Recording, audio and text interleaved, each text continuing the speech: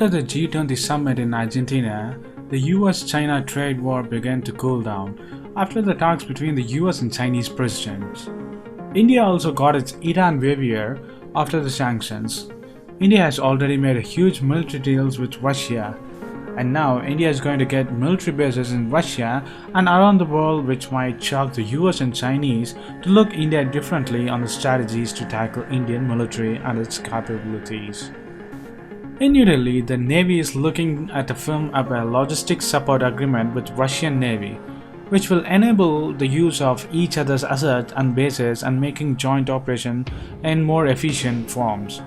The Navy Chief Admiral Sunil Lanba, addressing a press conference, said a draft logistics support agreement has been prepared and it will be shared with Russia soon and with India. We will take it forward from there. At present, India has a logistics support pact with US and Singapore, in which Indian military and navies can use both of their bases or military commands in any form if necessary for Indian Army or the military to use it on any field and any time. The official said that the pact will provide for deeper naval cooperations and increase engagement in the maritime security sphere, joint exercises and temporary deployments from each other's naval facilities. India had inked the Logistics Exchange Memorandum of Agreement with US in 2016. While US has more than 800 bases around the world, India can use both the bases of India and US in any form if necessary when it needed. While the pact with Singapore was also signed last year in the same means.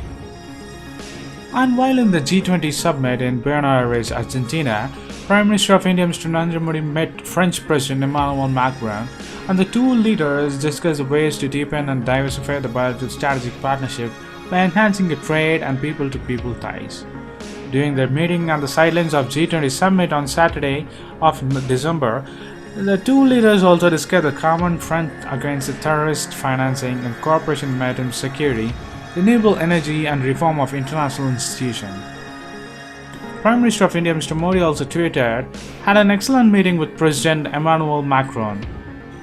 We had wide range of discussions on ways to deepen and diversify the India and the France strategic partnership, particularly by enhancing the trade and people-to-people ties." The External Affairs Minister spokesperson Ravish Kumar said the two leaders had a productive meeting on margins of G20 summit. The meeting between the two leaders took place amidst an attack by the Congress parties which allows corruption and favoritism in 58,000 crore fighter jet deal for purchase of 36 Rafale aircraft from the France Dassault Aviation. The government has denied any wrongdoings in the deal, while the BJP has dismissed their lies, the corruption allegations leveled by the Congress. But still, Modi refused and didn't answer to any of the allegations or the scam on the corruptions levied and alleged by the Congress still in 4 years. So what do you think of India getting the naval bases and military bases across the globe from Russia, US and Singapore?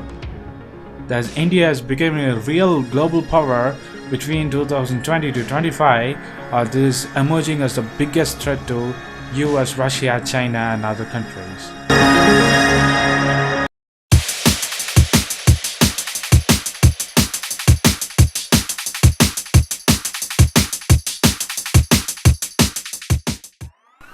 In New Delhi, the government is exploring options for the chief guest at Republic Day of 2019 parade after US President Donald Trump turned down its invite for the ceremony. Source said the government has in mind leaders from 3 countries, including head of the state from leading African nation.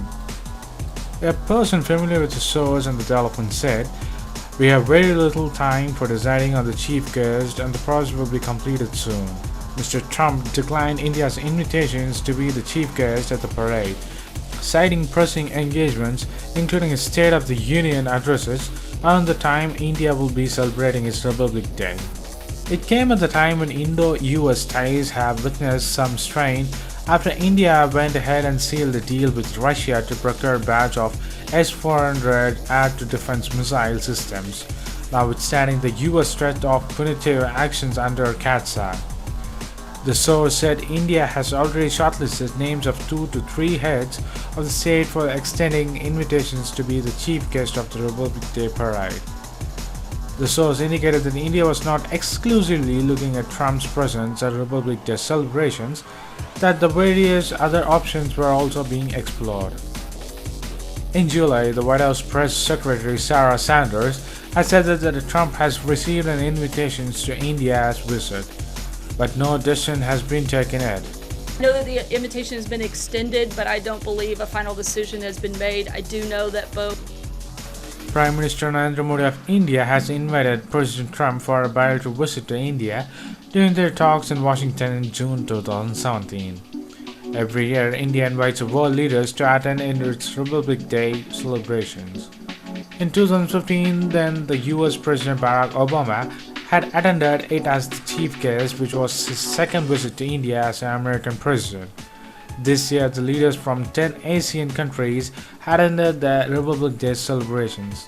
In 2016, the later French President Francois Hollande was the chief guest for the parade, while the Japanese Prime Minister Shinzo Abe was the chief guest at the celebration in 2014. The heads of the state and the government who have attended the Republic Day celebration includes Nicolas Sarkozy, Vladimir Putin, Nelson Mandela, John Major, Mohamed Khatami, and Jacques Chirac.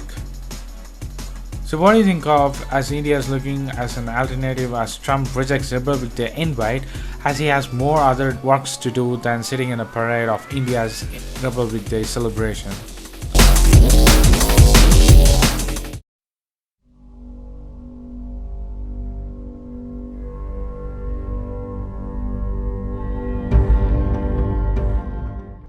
While India says no to US, Russia believes that India does not need to buy any American missile shield.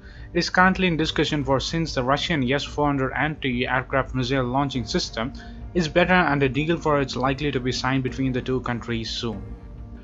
Discussions are on and the deal should be inked before the end of this year, to fit into the production cycle, said Dmitry Shugov, the Director of Federal Service for the Military Technical Corporation, or the FSMTC. We don't see any need to buy Americans' NASAM, the National Advanced Surface-to-Air Missile System, as India is acquiring the S-400, which provides an umbrella comprehensive cover, said Shugov. India's Defense Minister had last month cleared the NASAM-2 for a possible purchase. The US system has restricted a working area and has no missiles that are originally designed for it. What its use is an adjusted version of an air-to-air missile, said Shugov.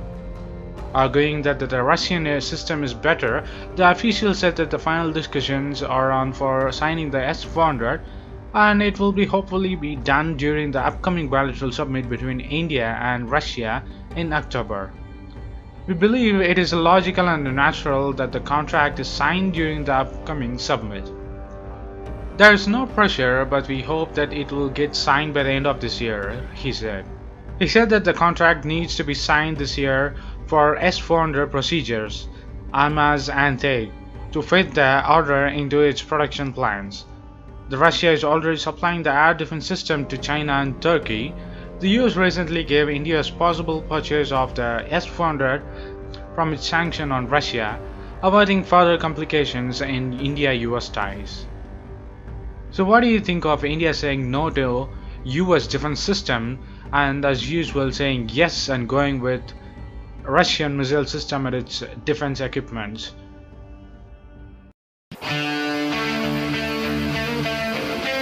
Boeing is in talk with Indian Navy to sell its F-18 Hornet fighter jets in a bid to gain a bigger share of defense market in the South Asian countries. The world's biggest arms importer, India.